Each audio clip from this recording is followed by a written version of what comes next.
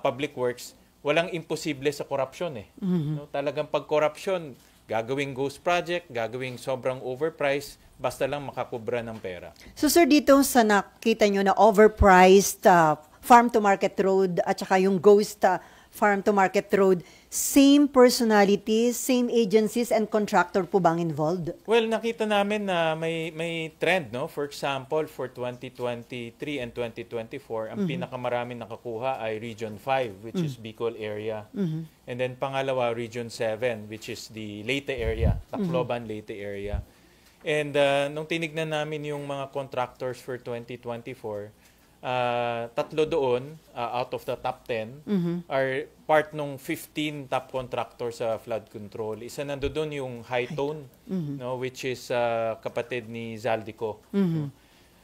So para sa akin hindi coincidental ito lahat, no? Pero isa ring nakikita namin na itong mga contractors ng flood control hindi limitado sa flood control. Meron rin silang project sa FMR. Tingin ko may projects pa sila sa kalsada, may projects sa irrigation. Hindi pa kasi pumapasok yung budget ng NIA, irrigation. Tingin ko meron rin doon.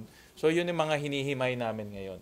So sir, considering na parang the same person, the same personalities and agencies ang involved, sa tingin nyo dapat isama na rin ng Blue Ribbon Committee sa investigation itong issue sa farm-to-market road? Ako personally, I would recommend sa Blue Ribbon na tignan itong farm-to-market roads kasi nga parehong mga contractors eh. No? At i-recommend ko rin sa ICI na tignan rin nila itong farm-to-market roads kasi nga unang-una sobrang overpriced from 15,000 per meter naging 300,000 per meter. Talagang garapalan na yung overpricing. At yung mga contractors pare-pareho rin kaya re-recommend rin namin sa ICI, at least ako personally, na tignan na rin tong farm-to-market roads. So ibig sabihin, isa ito sa harapin pa rin ni former Congressman Zaldico kasi sabi niyo nga malaking pondo para sa farm-to-market road napunta sa Bicol region and then yung kontratista pa related sa kapatid ni Congressman Zaldico. Sa kapatid niya na pagtitignan natin, diba pinakita ko during the hearing na malaking portion, almost 47 billion na flood control projects na punta sa Sunwest at sa High Tone. Ito yung kasi itong dalawang to parang magkamag-anak, magkapatid na contractor. At marami nga doon nakukuha rin nila sa unprogrammed appropriations. So maganda ma-expand na rin ng Blue Ribbon at ng ICI yung investigation. Isama na rin nila yung farm to market roads kasi nakikita natin merong ganitong anomalya rin.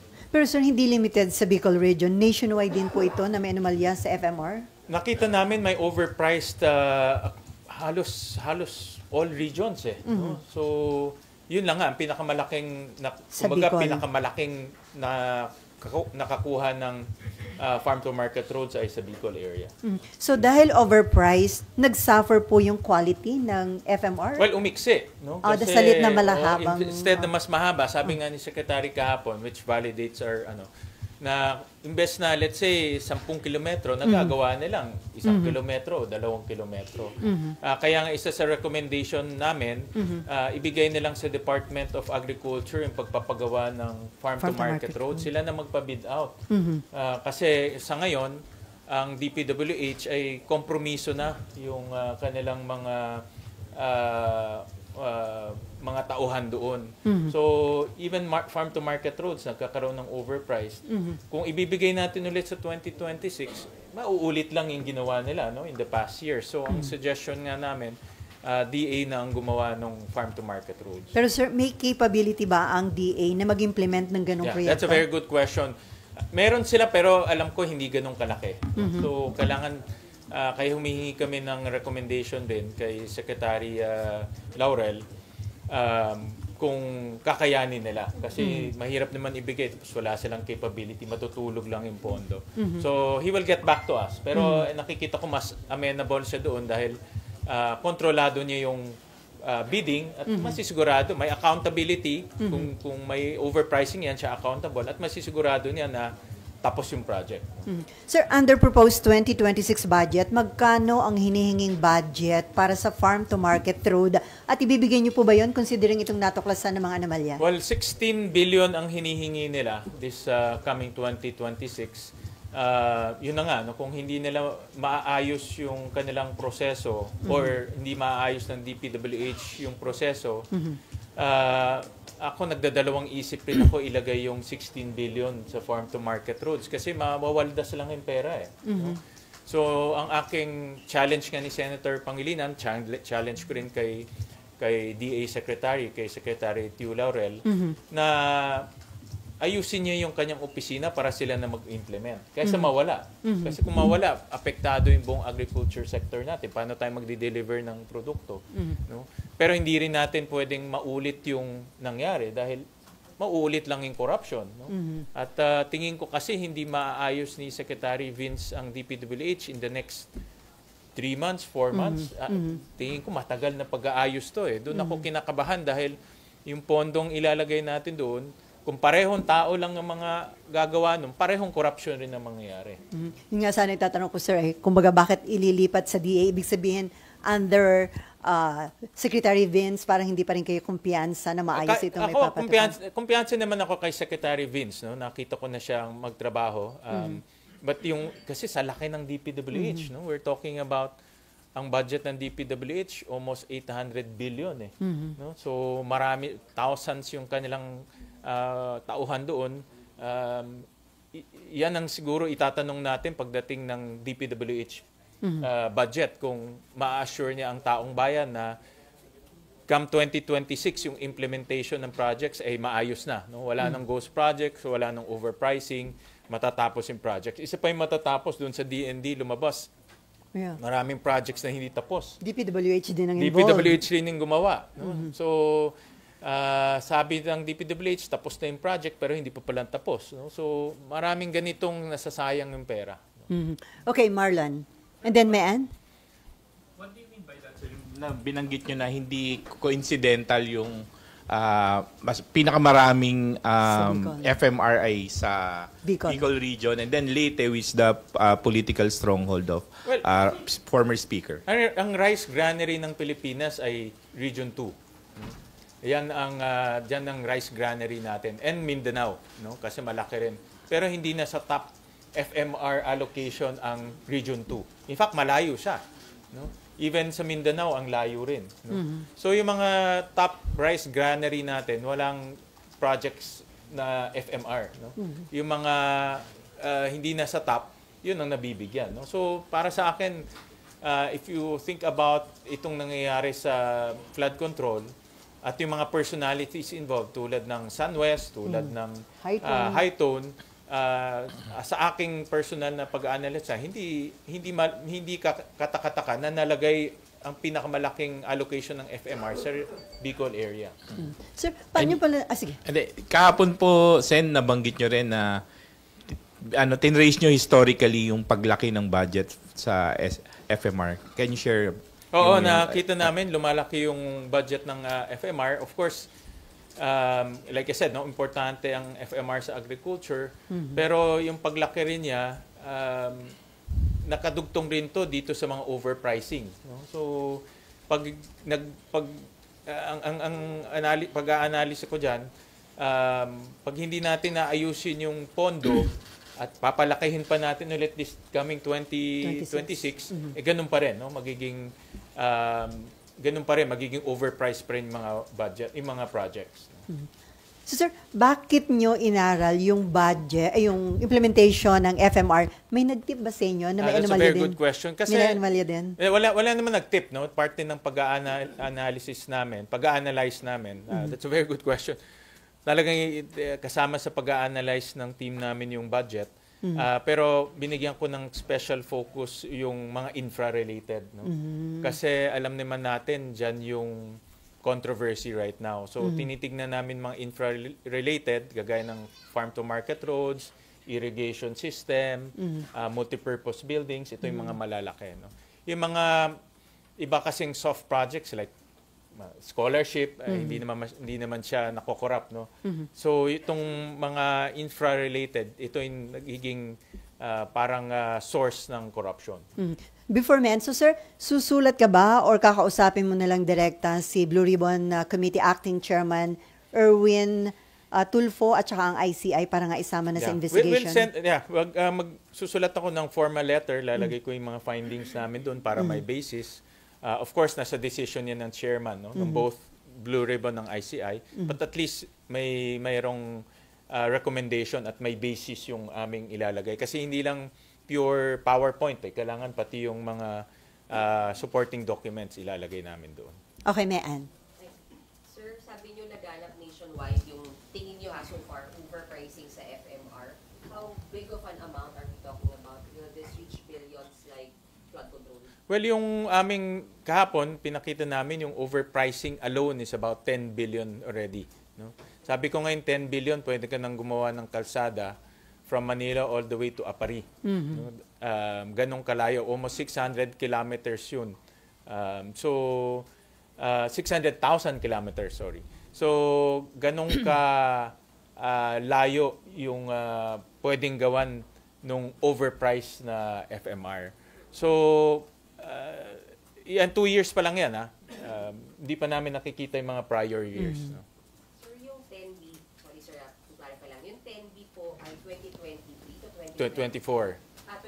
2024. 2 years And then, na. anong lugar po yun? Luzon to Mindanao? Iba-ibang regions eh. Basta ang top 2 is Region 5, Region 7. Region 5, Region 8. Yan ang top 2. The top 2 regions na naka-corner ng projects, Region 5 and Region 8. Sir, Region 8 or Region 7? 8. 8.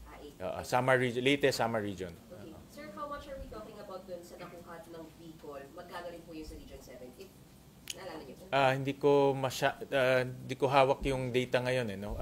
We can break it down. Okay. Alright. That's all. Thanks. So sir, kung limited lang yun sa 2023 to 2024, pwedeng prior years, meron pa rin nangyaring ganon? Pwedeng prior years merong mangyari rin ganun. Hindi malayo yan, no. So sir, pwedeng mangyari na yung mga projects na pinapagawa sa DPWH, halos aalisin na sa kanila, kagaya itong sa FMR, yung sa AFP, ibibigay na rin sa kanila. Tama ka dyan, no? Yun yung isang tinitignan naming approach ngayon sa budget ng DPWH, yung mga hindi namang in line with their core mandate. For example, FMR, ibibigay nilang sa DA, yung TCAS, yung mga sa kampo yun, ibibigay nilang sa DND, yung school projects, school building projects, nasa DepEd na. So, pati yung HFEP, kung matatandaan nyo, diba, nag-discuss sa Department of Health, marami rin silang complain na hindi tapos na health center, hindi tapos na hospital. Ibibigay na rin sa DOH? Ibibigay na rin sa DOH yun. So, yun yung mga tinitignan naming possibilities para ma-avoid natin yung repeat of what happened in past. So ano na lang po may iwan na project para sa DPWH? Kalsada, bridges. Mga flagship project. Mga flagship projects, oo. Kalsada, bridges, alam ko meron silang mga multi-purpose buildings sa mga ibang facilities. No? So, but yun yung tinitignan naming possibility. Okay, RG and then NIMFA and then back to Mayan. RG, asan ang microphone? Sir, yung nakita ninyo sa Bicol Region at saka sa Region 8, do you have any idea kung sino yung proponent ng mga project na yun? Kasi we know that kasi we know that there are certain personalities that are linked to those regions. The former APRO chair is a representative of a party list from that region. The former speaker is from the other region. So, meron ba kayong nakitang listahan ng mga proponents ito mga farm-to-market roads na binabanggit ninyo? Wala pa ako sa ganun, no? Hindi pa ako maabot sa ganun. Hindi ko pa nakita yung... mahirap kasi makita kung yung proponents dahil mga congressmen yun, no? So... they're congressmen, the two people that I mentioned. Congressmen sila. So, ibig ko sabihin, their budget process nasa Congress, no? So, wala akong information kung sino yung mga proponents nun. Ang kinukuha namin ngayon is yung list ng projects at ibabangga namin sa contractors na gumawa nun. Meron na kaming konti, no? Pero marami kasi yun eh. There's thousands. So yun ang aming ibabangga. At ibabangga rin namin yan doon sa NEP at sa GAB. No? Titignan namin kung saan pumasok itong projects na ito. Sir, may senador ba na nag-propose for those Yun areas? ang hindi ko alam. Yun ang hindi ko alam. So, hindi pa kami umaabot sa ganun. Any of the names of contractors that have been mentioned so far na nakita nyo dito sa Farm to Market Yung rules? tatlo lang na-mention ni Presidente na top 15, may tatlong top contractor sa FMR for 2 years. Yung tatlong yon pumasok dun sa 15 na minention ni Presidente. No? So in other words, itong mga contractors na itong tatlo, hindi siya limited to flood control. Gumagawa rin siya ng iba. No? Gumagawa rin siya ng iba. Okay. Before Nympha, sir, anong stand mo doon sa unprogram? Kasi di ba may nagpo-propose na scrap completely yung unprogram, pero according to Malacanang, hindi daw po yun naobra dahil kailangan yun in case of may emergency situation or emergency cases. Ako ang position ko dyan, in fact, yun ang advice ko nga kay Senator SP, kay Senator Soto. Tanggalin na yung UA, yung unprogrammed appropriations, except for foreign assisted. No? Kasi yung foreign assisted, papasok yung loan pagdating ng 2026. So, kailangan ng item talaga dyan. Nakita ko kasi, yung mga ibang pag bin-breakdown mo dyan, ang pinakamalaki dyan yung sagip na tinatawag nila. At itong sagip na ito ay lump sum. No? So, nagkakahalaga ito anywhere between 100 billion to about 120 billion. Lump sum siya. So, lahat ng pwedeng maisipan, pwedeng ipasok dyan sa sagip. At nakita namin, kalahati ng sagip for 2024 and 2023, napunta sa flood control. Napunta sa flood control. So, in other words, wala siya sa line item ng program, kinukuha ng DPWH sa unprogram na hindi natin alam kasi hindi siya naka-line item eh. No? At ina-approve rin ng DBM. No? So, pwede ba yun, sir? Yun ang nangyayari. No? Pwede yun. Pero nangyari na. Pwede yun, pero ang problema, hindi natin alam kung ano yung mga projects. Nalalaman na lang natin after the fact. Tapos na-execute na yung project. So that's what we're trying to avoid. So, anong gagawin niyo, sir? Ang ititira na lang sa unprogram? Foreign assisted projects and FAPs. Yun na lang ang ititira natin. The rest, amenable ang House, sir, doon? Pinag-aaralan nila. We broached that idea to them, pinag-aaralan nila. But marami sa ating mga senators, at least yung mga nakausap po, agree with the idea.